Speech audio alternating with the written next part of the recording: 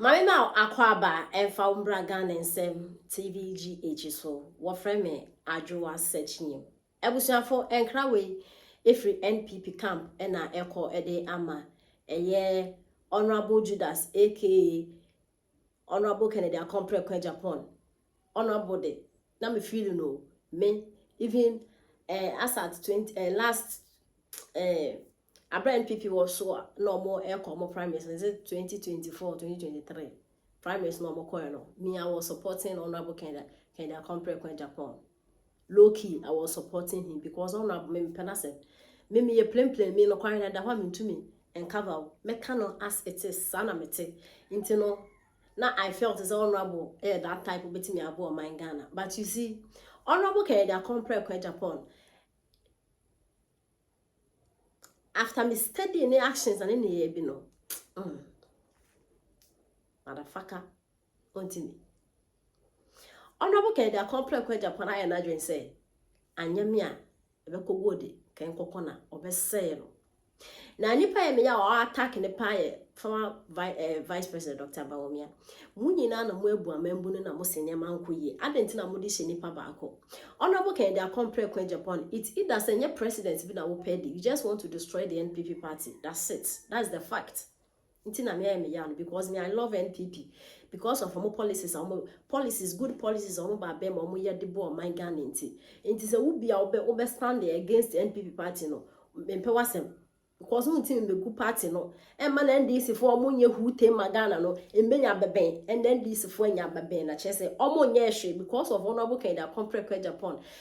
Unnecessary pressure out there to party so every day they have to talk about you, Nintendo. Omwe jai in some who else when this year member no do focus in about mana.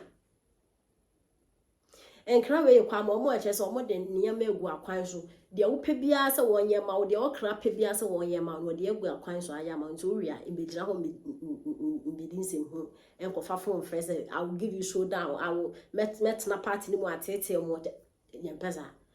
what's bibia wo the security bibia hye wonsa ye na hu se aba no wo kwakoto no wo kan ya wo gina ho wo enkrofo gina ho agency gina ho bibia akoso wano na wo hwia wa kwotena radio so ankwa madafaka megu NPP party na de na honorable person bisa wo say inti say 31st January wakoto abana sa wo hwia wo be campaign na NPP e ya say bisa wo yenti nsema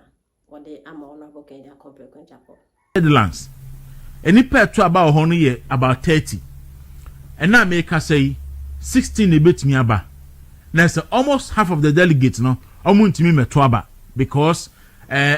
because of proxy omama kwame e diaba no and proxy ni so no yenim omo yes omo mpema proxy no emma enti oma disenfranchise NPP fo a omo amaye adwuma abrochirefo a aye adwuma na omo de omo sika omo bre e support party ye beto aba party mpanifo fu plane ko ekoyela rasulullah ma modi omo sika ba na edusi ye beto aba obi selfish interest because who say delegate for the do na e diaspora no ehun vision na Baumia dikura na Baumia eni suade hu no ne wa buruchire ne se inti se diaspora for no e beto aba omomodo do no abeto ama Baumia it's an tie dia yempene emienfa proxy no e meto aba so that you betimi reduce diaspora vote no by half and you find vote suppression and a voter suppression ti almost suppress Baumia vote na e be fi diaspora e di aba no and make us be ko ba bi wonu ma e bi ni peto aba no ye 40 emu be 15 pen betimi aba emu 20 ne betimi aba emu 30 do na ntimi ma because of enyuma sem ne nema bibiri almost e betimi aba no etwetwa plane ticket $3,000 no ne ade e di aba e ba beto aba because of obi selfish interest nti but when nyina achi no presidential election committee no aye beden agmankrofobia agege omunsem bibiri di atum ye hwese ye beto aba e be wie no nia obawie no on mekanse ye wiem why yempese ni nyina ma ye ni nyina e ma presidential election committee no anyam ho abotire agege ni nyina atum he Baumia won kasa on mekan o ma bonti me complaining o ye ne campaign enti ye wie ni nyina na ye wie na wo wie a e mekan se obi awiem because ne opa nyina no party na yama enti wokọ na wokọ wi a wawe wowi a wawe waje ase wowi a wawe enti yesremo obia nkọwi nwie ema emeka sei anase sei yesremo nia mopɛ presidential election committee no aye edi amamo enti no okona akọwi a na akọwi so NPP delegate for eguso ewa hoboamu na omode beko saa abato no emu na Dr. Baumia eguso ewa sentimental a obo apro na yire enso ewo Greater Accra ya ono so ebo apro na omode messages de Ghana for sebe ya Ghana for beto saa message no na omotimi asum na omoso menya akwanya aba besum Ghana ama Ghana fa no tuma pa bi efranti saa na hyehyɛ no asi akwakoye no ti yani edi achirim ni besi bia ye de beba anopai one issue of concern said ya NDC aban under John Mahama treaty koko akuafo na emu owirem and aban ba yi NPP for any abre any omoho eko enti they are not paying attention to nia ekoso ewa banim enu ti na me de say ye beto aba na wie 31st of this month 9 days from today so that the party no can concentrate on governance ekoso ewa my Ghana mu Rajo Mama ebeba bemu no omo she Ghana koko akuafo bo say omo ba Akufo Addo nipa bonini because koko bag ba kono abri oba bemu 2017 no na ye ton 400 cedis 400 cedis so 4 million old cedis na 8 years later abri ana ofi abemu no ni watimi apagya koko bo from 400 Ghana cedis e dia akọ 3131 million old cedis. Sa increment we unprecedented ebi si da unprecedented say waba na wabetu koko bo 2016 NDC fi abemu no na 4.3 or 4.5 million na ababe peja e de free ho e de akọ 31 million from 400 Ghana cedi to 3100 Ghana cedis unprecedented eno achi no baaye no o se mampaniko na de koko hyehyɛ baaye Cocoa mass spraying, cocoa hwan, emi etimi heti $1 million, 1 million metric tons. Mampani kufo ba ye, NDC abano amfan se enwu akwan sunti. Cocoa enua ni nyina ye dada. Akatie ni anonom ni adesisi so. Njama cocoa akuafo okote cocoa no kra wonya dodo. Ti akufo Addo aban no esa de hyehyɛ ba ye se. Cocoa nua no a aye dada no anyi no ene ni akate ene anonom ha no nyina obetwa ni nyina agu na NDC breso no oyese wo twa na wo seedlings abakoko manaba osikuani wa akotwa na beje na kodua ti akuafo dodo na atwa koko no a omuntimi nnua ba Akufo Addo aban no yese obema nipa abetwa koko no ye twa koko ni wi a obesan ama nipa aba abedua koko no de amawo omanipa dua koko no ma wi a okuani bia koko 1 acre bia no se ye twa 1 acre bosumi bi obetua ka 1000 Ghana cedis entu koko acre dua na abosumi bia Akufo Addo aban no etua ka 100,000 Ghana cedis 10,000 Ghana cedis. You are blessed. No for sa kwan bonni ni bi so agi obi hosika because politicians ne mo ya conforce politicians. Nemo wo de officer wo say wo de nyame na afra wonti wo be ka wo egum say obi politician bi awia de wo say na no ya ana Kennedy be ka say I amanfo wi sika omo ko cantonment or this adam some or this is hu no na me say definitely I want to ken kwasem because one day before say Kennedy be ka say bia odi kan ne di nkomo ana waka de be si na ene de party mu na ma wo say Samson one audio we appear mountain say what to be a mehes me bo ha Samson one audio we appear mountain say Mariam wako bodu ɛhyɛ de bedi NDC akyi NPP akyi especially Japan and the Kennedy man information upon information give it to them. I don't think that John Dramani Mahama man appointment no. Tell you who said a man Maria Moko Bodo appointment no. Na man for complain say na man for come abure party no be no ya more appointment and I know. Thank God, God bless you so much. Ya man is ga Anna ya mo bia no ana ya man na sam se wa be reply omo complain say on say nke man position say omo nyan na omo nim adwuma audio na apie we kire me class me bo ha omo nyan na omo nim adwuma Maria Mokobodo e ma NDC Maria Mokobodo deserve the sense if you say okwan ofa so a ode ne ko beta MPP ni Kennedy na information say Kennedy the man the bread John Dramani Mahama no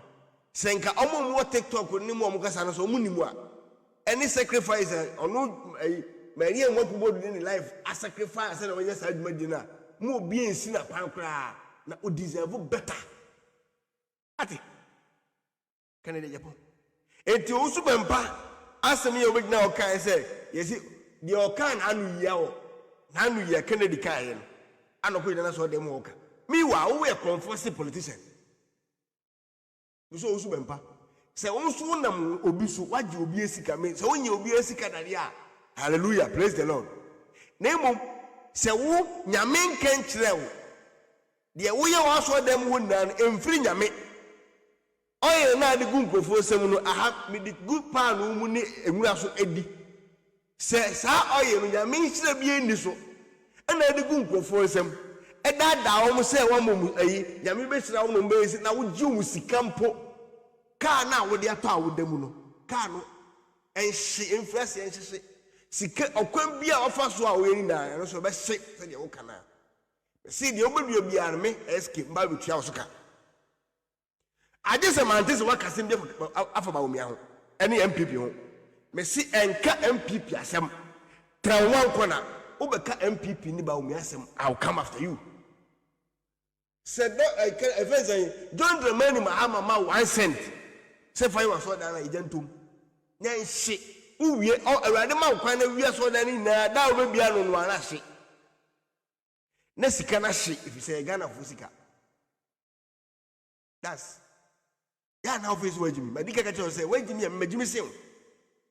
medika ma ka tell say wo se wo so wajimi am majimi sem bibiri ye na adwene nyadwuma na wo no krono tache mo na ta yi trick no any scam no why qualify enti no office say wo soro se obia politician bie ni hono mu a wo mo bu o man we kwasea ese asofo e ka tell there is no politician in Ghana now our worst case wo aso ese asofo mon ka jemi mon tell politician na onye sikani na owura politics mu wa be ye billionaire e wo Ghana asofo wo Ghana owo sikase wo mon tell me wo a wonim bitro gwase amere mi e bia na menim wo a wo de wonim nutro there is no politician but asofo coming from start me who so far was so obedi so for no rich e bi ni ho me who be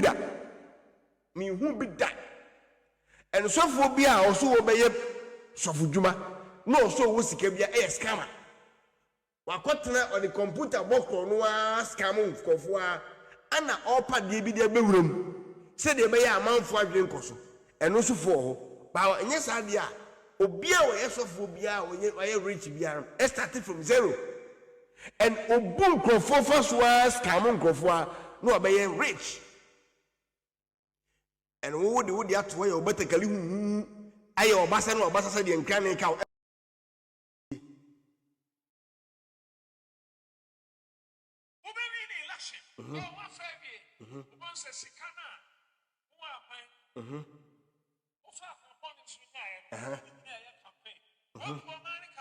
okay.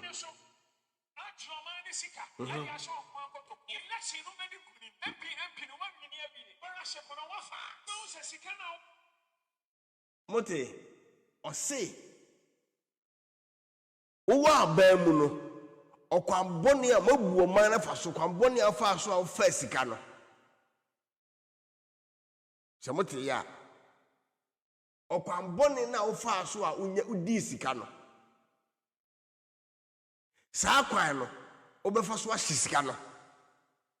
intermonfo be yodium wanya MPs dudu na edi wachi wawini MPs ni na hat awie mu na edi wachi de na owie no se kan se onyame minim ba bi ko onyame kan sa no Bible mu de ebia na wunim Bible fa he ne kan se onyame nko kan kire onyame ka kire di fo se ko hyenkom se we be wini enso mimi nyame mi se o wini de enso ko hyenkom minim se mate bi o Bible mu da ba o si nyame ne kan according to him etre se na ese ono so nkom hye na ya wo hye bebre no nyame nim se wo se ono aka se no se boafo nyame nim se de o kan ye nkwasasem nipa ne dimi wini ba nyame pese o ka kire se onko ne nanim mu ase eti se ono am ye hu se ne nkom hye a wo hye nyina no eye nkom tro ya nyame nim se eye papa ba nyame hye ne se onko ka sa asem no se be ne mbubu ase according to him enu nya ni problem ono na we expose no ba o see sika na wo aban mu a omu wiaye obu o man ne kwasia no on be hyefe kwa bisu no wa hye ni nyina enti ebe ni yodium no ma hye e ho na me wasem ka ebe me ka che ko zuzu na mpache wo kwasi se won so se me no ka sei won so gina John Dramani Mahama kwa so se onsi dan man me pacho ode Burkina Faso krono musika na ode besi sa so da na ma anase ode o manga na sika na besi sa so da na ma no asembusa wasi wuzu na sa ode o manga na sika na esi dan de ma ode a me ka tro plane se de wo se obi abu o man kwasea e wo bra wunu mo obi amfa obi a sika no sa sika na wasem na wo ka no se John Dramani Mahama e ma 1 bag of cement po se fire was so down na e your man sika sa sika 1 bag of cement sika o de ma no e wo se osoro agrada extract so down no dwiri ni na egu na so down wo wi a e san ball ka e just jakro e gentom na enhye se de be ya se de wo se obi odifo be ye be se ne nkom ne ye hye sika ni nda no usu wi so down na e gentom na enhye na sika no so a emfiri wo ho no na free individual bi ho anase o man sika ana wo de yes aso dan enhye se wo wo sika dia e de entrance na emom se nye wo wo sika ana wo de yes wo de usu de yes o dan dia enhye ejantom na enhye se unam kwamboni bi so ebu nkrofo wa so dan mu ho atonton oil ne ayi ama won ade enada ne atro ada won ana David Nshira ana Paul Nshira ana mebo mbeti from remember oil mu se na nya Nshira you are blessed na offer sa kwamboni ni bi so agi obi ho sika because politicians ne mo ya conforce politicians na mo wo de officer wo hu se wo de nyame na afra wonti wo be kan hu egum se obi politician bi awia de wo mi se na no ya ana Kennedy be kan se ai amanfo wi sika omo yiko cantonment or this adam or this is him hu no na me say definitely I want to ken kwasem because one day before say Kennedy be kasem bia odi kan ne di nkomo ana waka de besi na ene de party mu na ma wo say ne Samson one odi wi apia monten say se what bia me hes me hu me bo ha